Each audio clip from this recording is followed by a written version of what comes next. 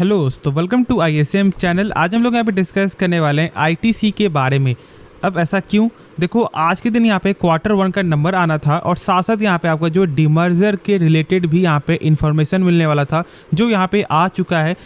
तो आप बताओ कि आप पहले यहाँ पे क्या जानोगे। ठीक है, चलो आप लोग यहाँ पे बाद में बता सकते हो, लेकिन पहले हम लोग यहाँ पे जानेंगे क्या जो आप लोग यहाँ पे जानना चाह रहे हो, जो यहाँ पे डीमर्जर के रिलेटेड यहाँ पे क्या कंफर्मेशन दिखाई दे रहा है।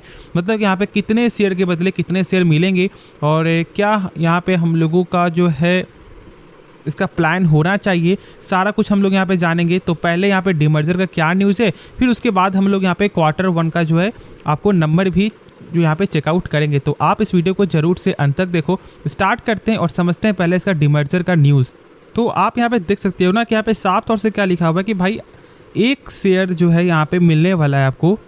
किसका? यहाँ पे होटल बिजनेस का। Every 10 share held in the parent company.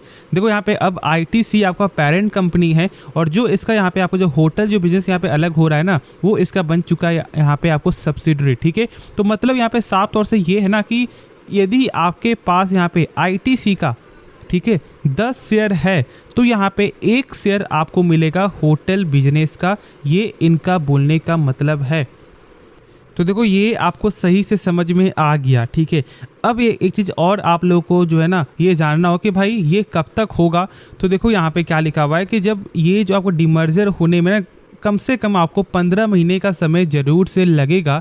क्यों? क्योंकि देखो यहाँ पे सेबी के द्वारा अप्रूवल चाहिए, प्लस साथ साथ यहाँ पे आपका जो NCLT के द्वारा भी आपको चाहिए अप्रूवल, प्लस साथ साथ यहाँ पे अदर रेगुलेटरी अथॉरिटीज़ के द्वारा भी यहाँ पे चाहिए अप्रूवल। तो भाई इन सब में ना और पूरा जो स्टॉक लिस्टेड होने में आपको 15 महीने तक का समय यहाँ पे लग सकता है और ये ऐसा यहाँ पे बयान आते हुए दिखाई दे रहा है। साथ साथ देखो जो यहाँ पे हम लोग शुरू से ही जानते थे कि भाई ITC जो है ना अपना जो है यहाँ पे मेन स्टेक को होल्ड करेगी। मतलब कि यहाँ पे देखो क्या लिखा हुआ है कि ITC share holder will directly hold about 60% in hotel ITC hotel. ठीक है, in proportion to their stake in the parent company. The remaining 40% stake will continue with ITC।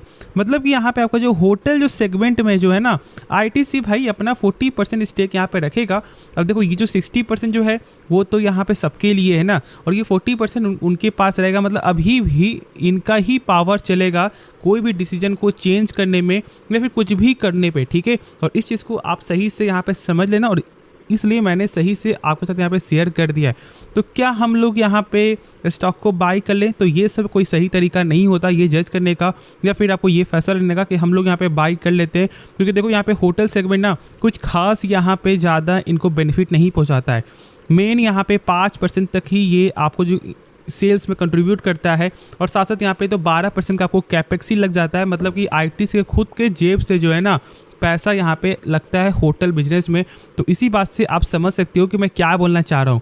मतलब कि इनका जो सेल्स है वो यहाँ पे सही नहीं है क्योंकि यहाँ पे खर्च ही ज़्यादा हो रहा है। तो इस बात को समझो और सोच समझ करके ही कोई फैसला लेना, क्योंकि अभी तो फिलहाल बहुत ज़्यादा लंबा समय लगेगा।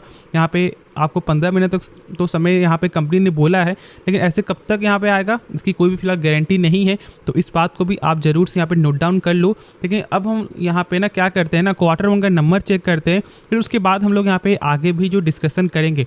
तो आप कमेंट बताओ कि क्या आपको सही से इसके बारे में मालूम चल गया। जो डाउट बचा है तो आप अभी भी कमेंट करके पूछ सकते हो। तो देखो आप यहाँ पे साफ तौर से ही आपको क्या दिखाई दे रहा है कि भाई यहाँ पे सारा नंबर आपका होगा करोड़ फिगर में और ये यहाँ पे ITC का ही Q1 का नंबर है। अब देखो यहाँ पे जो इनका टोटल इनकम क्या दिखाई दे रहा है, तो भाई जो टोटल इनकम है ना उसमें साफ तौर से यहाँ पे ईयर ऑन ईयर पे गिरावट आते हुए दिखाई दे रहा है। यहाँ पे आपका जो 19,667 करोड़ से जो है ना घटकर यहाँ पे 19,361 करोड़ का यहाँ पे नंबर दिखाई दे रहा है ईयर ऑन ईयर के हिसाब से। और यहाँ पे क्वार्टर भी यहाँ पे जो है गिरावट ही नज़र आपको आ रहा है सेल्स के हिसाब से। देखो यहाँ पे 3 सेगमेंट है और इस चीज़ के बारे में सही से आप लोग यहाँ पे जानते हो।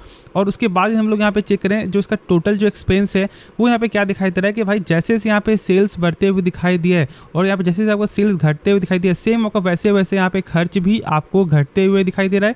तो फिर ऐसे यदि चेक करोगे तो बढ़ते हुए दिखाई दे रहा है। लेकिन ऐसे क्या है ना कि जो सिंपल जो सेल्स कम आया है तो यहाँ पे खर्च भी कम आते हुए दिखाई दे रहा है, जो सही है। क्योंकि यदि यहाँ पे सेल्स कम हो रहा है और यदि खर्च यहाँ पे बढ़ जाता है तो फिर और ज़्यादा यहाँ पे प्रेशर आ जाता है, लेकिन फिलहाल ऐसे यहाँ पे कुछ कंट्रोल यहाँ पे तो दिखाई दे रहा है। तो फिर उसके बाद देखो यहाँ पे ना प्रॉफिट इसका क्या दिखाई दे रहा है, मतलब प्रॉफिट फॉर द पीरियड यहाँ पे क्या शो हो रहा है। और यहाँ पर आप साफ तौर से क्या दिखाई दे रहा है कि भाई 5225 करोड़ से घटकर यहाँ पे 5180 करोड़ का यहाँ पे ईयर ऑन ईयर के हिसाब से भाई प्रॉफिट में कमी है। और यहाँ पे क्वार्टर क्वार्टर हम लोग चेक करें तो ज़्यादा सेल्स आने के बाद भी खर्च ज़्यादा बढ़ने के कारण यहाँ पे क्या दिखाई देता है कि भाई प्रॉफिट में कमी, मतलब प्रॉफिट में क्वार्टर क्वार्टर इसके हिसाब से यहाँ पे सही है।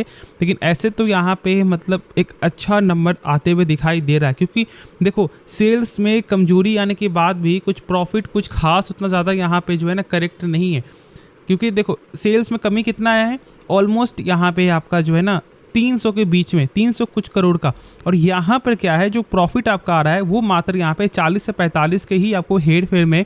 तो मतलब कि यहाँ पे नंबर जो है, जहाँ तक मुझे ऐसा लगता है कि कंपनी ने कंट्रोल तो यहाँ पे सही किया है।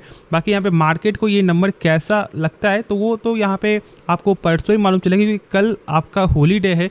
तो इस बात को भी ज़रूर से आप यहाँ पे ध्यान रख लेना।